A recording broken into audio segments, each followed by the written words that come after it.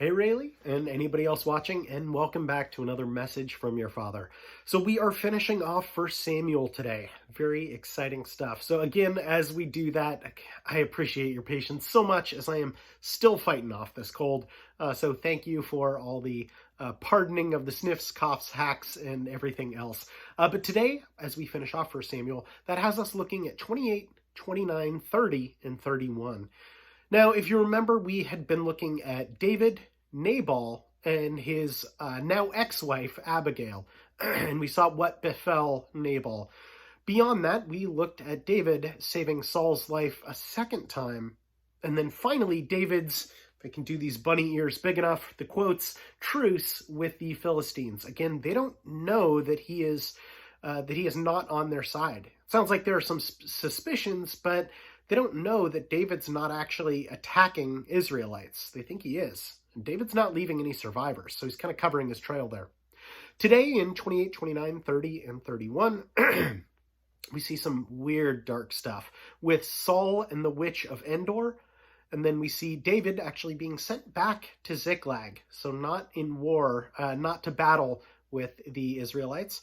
And then finally, the death of Saul. So we'll see all that in those 4 chapters, starting with 28. In those days, the Philistines gathered their forces to fight against Israel. Achish said to David, "You must understand that you and your men will accompany me in the army." David said, "Then you will see for yourself what your servant can do." Achish replied, "Very well, I will make you my bodyguard for life." Now Samuel was dead, and all Israel had mourned for him, and buried him in his own town of Ramah. Saul had expelled the mediums and spiritists from the land. The Philistines assembled and came and set up camp at at Shunem, while Saul gathered all the Israelites and set up camp at Gilboa. When Saul saw the Philistine army, he was afraid. Terror filled his heart. He inquired of the Lord, but the Lord did not answer him by dreams or Urim or prophets. Saul then said to his attendants, "Find me a woman who is a medium, so I may go and inquire of her." "There is one in Endor," they said. So Saul disguised himself, putting on other clothes. And at night he and 2 men went to the woman. "Consult a spirit for me," he said, "and bring up for me the one I name." But the woman said to him, "Surely you know what Saul has done. He has cut off the mediums and spiritists from the land. Why have you set up a trap for my life to bring about my death?" Saul swore to her by the Lord, "As surely as the Lord lives, you will not be punished for this." Then the woman asked, "Whom shall I bring up for you?" "Bring up Samuel," he said. When the woman saw Samuel, she cried out at the top of her voice and said to Saul, "Why have you deceived me? You are Saul." The king said to her, "Don't be afraid. What do you see?" The woman said, "I see a spirit coming up out of the ground." "What does he look like?" he asked. "An old man wearing a robe is coming up," she said. Then Saul knew it was Samuel, and he bowed down and prostrated himself with his face to the ground. Samuel said to Saul, "Why have you disturbed me by bringing me up?" "In my great distress," Saul said. "The Philistines are fighting against me, and God has turned away from me. He no longer answers me, either by prophets or by dreams. So I have called on you to tell me what to do."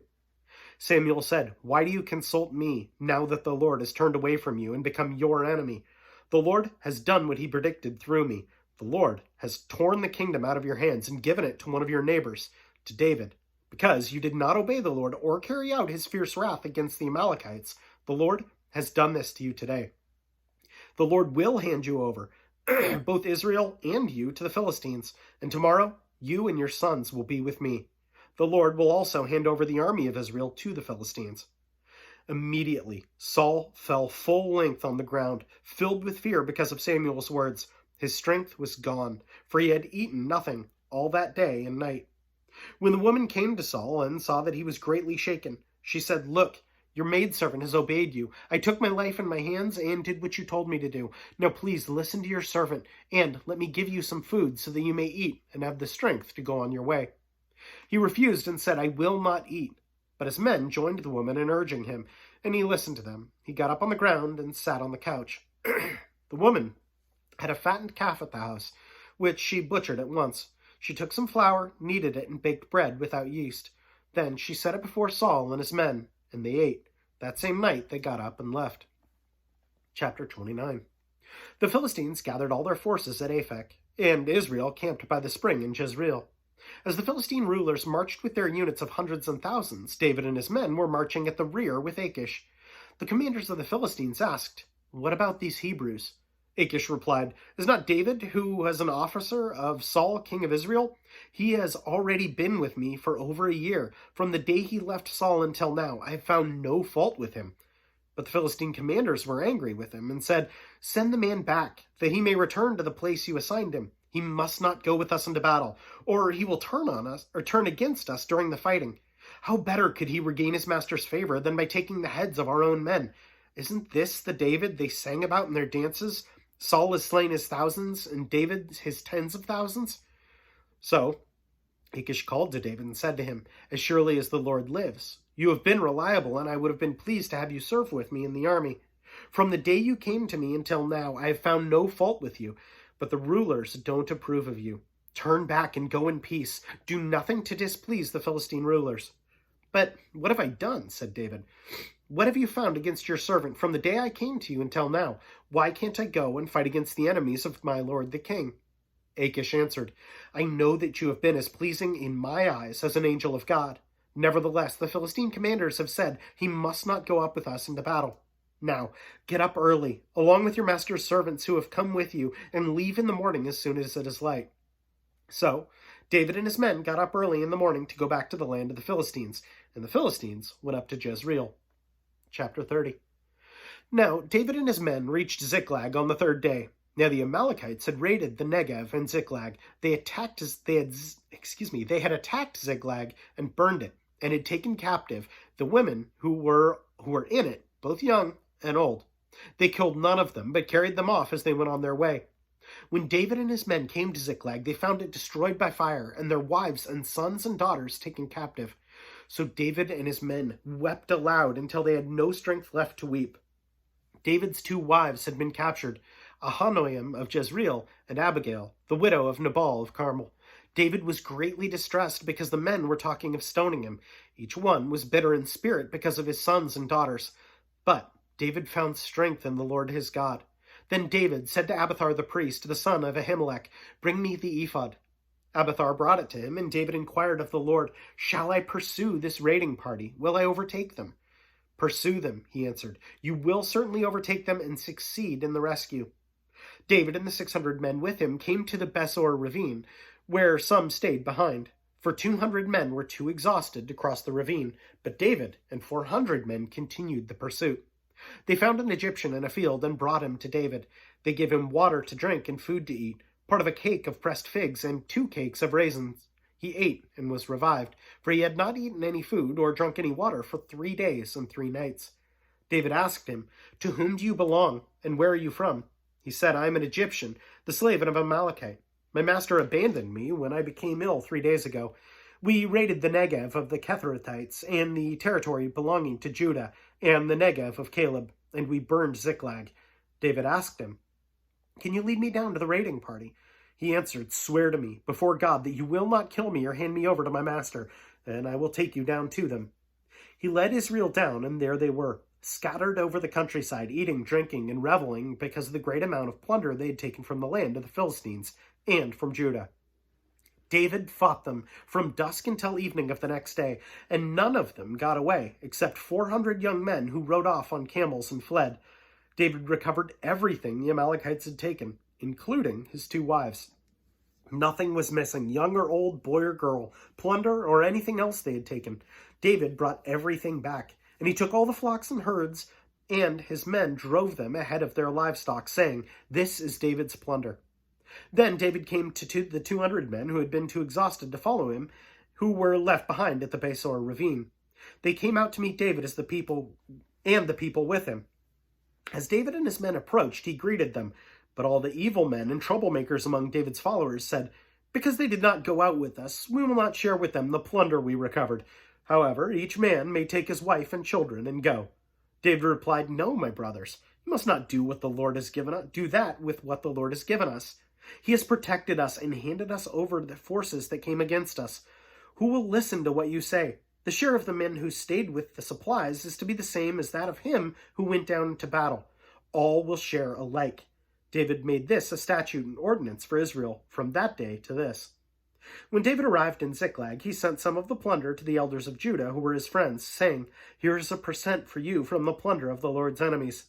He sent it to those who were in Bethel, Ramoth Negev, and Jatir, to those in Aroer, Siphmoth, Eshtemoa, and Rakal, to those in the towns of the Jerahmeelites and the Kenites, to those in Hormah, Borashan, Atach, and Hebron, and to those in all the other places where David and his men had roamed.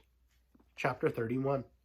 Now the Philistines fought against Israel. The Israelites fled before them, and many fell slain on Mount Gilboa. The Philistines pressed hard after Saul and his sons, and they killed his sons Jonathan, Abinadab, and Malchishua. The fighting grew fierce around Saul, and when the archers overtook him, they wounded him critically. Saul said to his armor-bearer, "Draw your sword and run me through, or these uncircumcised fellows will come and run me through and abuse me." But his armor-bearer was terrified and would not do it. So Saul took his own sword and fell on it. When the armor-bearer saw that Saul was dead, he too fell on his sword and died with him. So Saul and his 3 sons and his armor-bearer and all his men died together that same day. When the Israelites along with the valley and those across the Jordan saw the Israelite army had fled and that Saul and his sons had died, they abandoned their towns and fled, and the Philistines came and occupied them. The next day the Philistines came to strip the dead. They found Saul and his 3 sons fallen on Mount Gilboa. They cut off his head and stripped off his armor, and they sent messengers throughout the land of the Philistines to proclaim the news in the temple of their idols and among their people. They put his armor in the temple of the Ashtoreths and fastened his body to the wall of Bethshan. When the people of Jabesh Gilead heard of what the Philistines had done to Saul, all their valiant men journeyed through the night to Bethshan. They took down the bodies of Saul and his sons from the wall of Bethshan and went to Jabesh, where they buried him. Then they took their bones and buried them under the tamarisk tree at Jabesh, and they fasted 7 days. So among all the other crazy stuff that we see in those chapters, I think one that really sticks out to me is what's going on with Saul and the witch of Endor. It's hard to say exactly what happened there, but there's a power there, which is really interesting and incredibly dark. Now, we don't get any indication that this power is really truly from God. Again, this is a spiritist, a medium. And yet it really appears like Samuel was speaking to Saul. So there's a power there. But it doesn't look anywhere near as powerful as God's power. So is there a threat versus God? And should we look to this incredibly dark power? Absolutely not.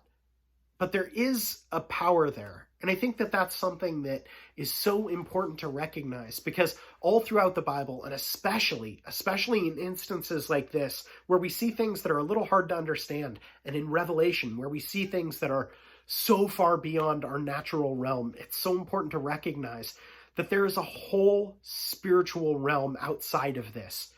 And that's a realm that we need to be very, very careful and cautious of.